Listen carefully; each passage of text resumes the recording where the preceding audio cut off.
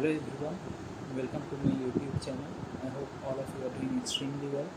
So today we will be solving the GFG problem of the day, which is modular exponentiation for large numbers.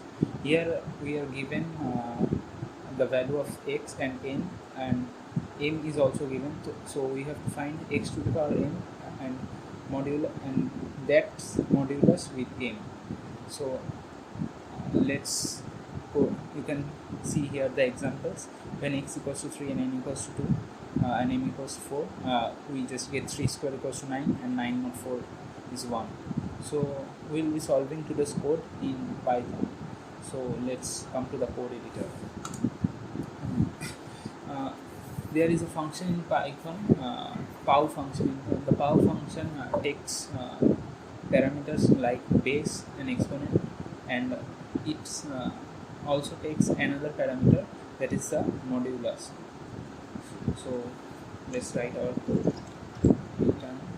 We just directly return the answer, power of x, which is the base here, n, which is the exponent, and n, which is the modulus here. This will let's compile it. So it's correctly running. Let's submit it.